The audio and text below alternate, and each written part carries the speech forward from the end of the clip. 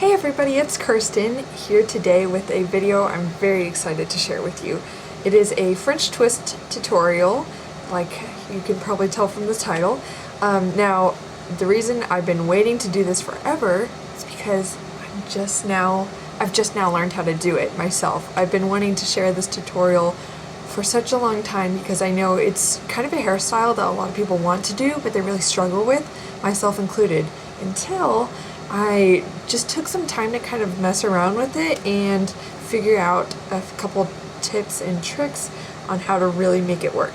The first thing that I think has been the biggest change I've made that has really made this hairstyle work for me is sea salt hairspray, as opposed to just a normal hairspray.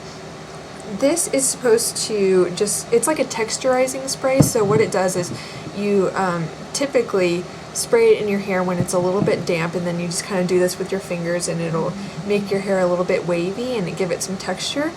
And I actually decided one day when I was really in a pinch and I'd kind of started to figure out how to do the whole French twist thing, I just sprayed some right in the back on dry hair to see if that'll help my hairstyle stick a little bit better. Oh my gosh, it worked wonders. My hair didn't budge throughout all of class, and before I'd been wearing French twists in my hair, and I kind of felt like once we got around to like grand pirouettes and things like that, I was a little bit nervous that it was gonna fall out and we're gonna have a disaster.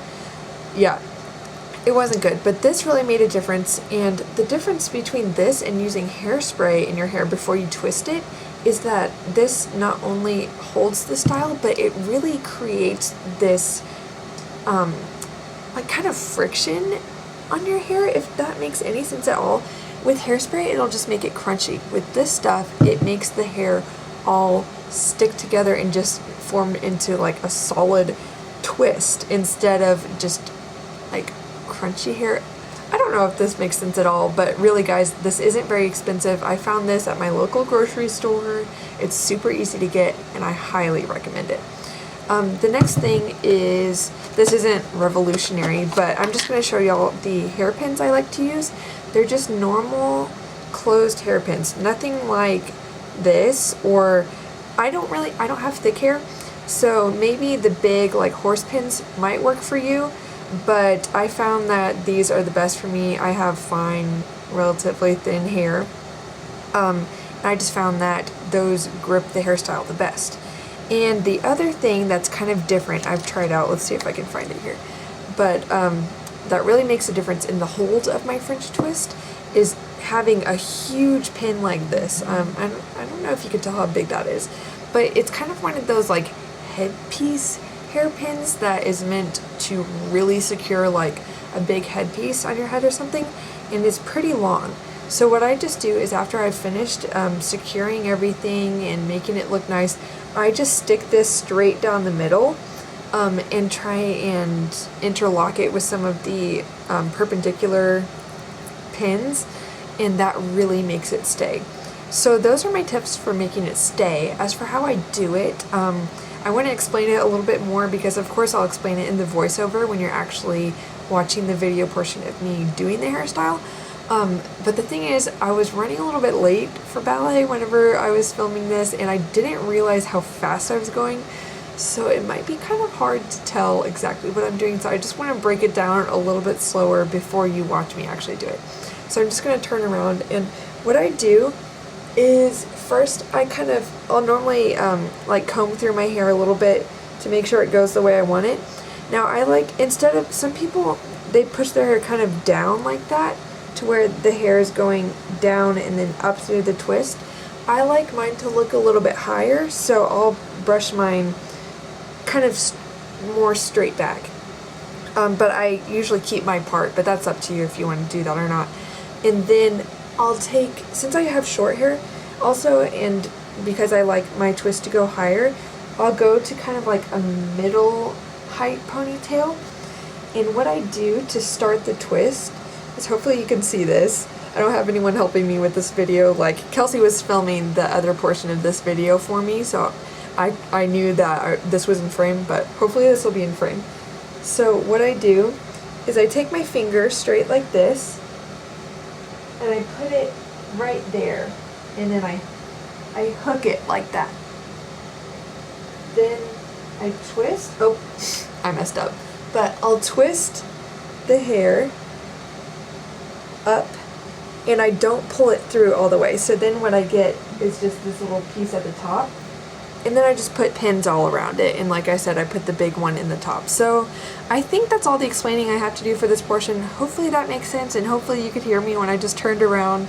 But anyway, I hope you guys found this really helpful and that this will help you out in making a French twist. See ya!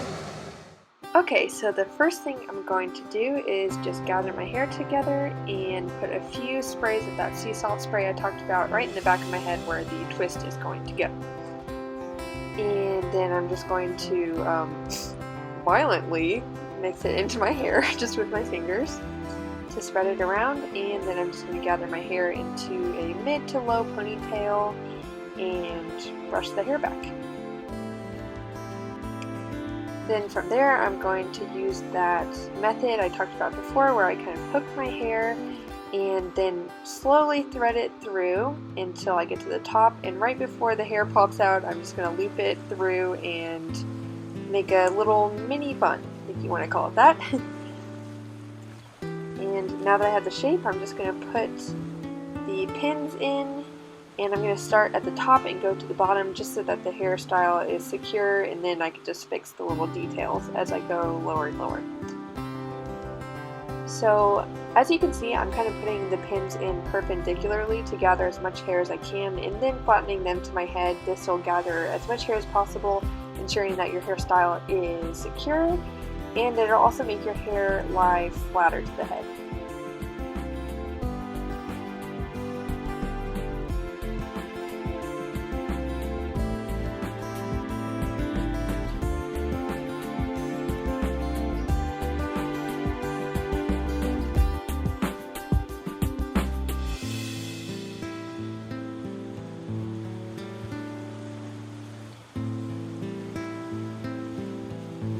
And I'm just adding pins as I need. If you feel like you need a couple more, that's fine. You could add as many as you want. And then just, like I said, work your way down to the bottom. And I actually didn't mention this before, but once I get to the bottom, I'm going to use these little baby pins that I have. They're like normal closed hair pins, just about half the size. And that helps them to be undetectable and just pick up the little wispies that are going to be down at the bottom.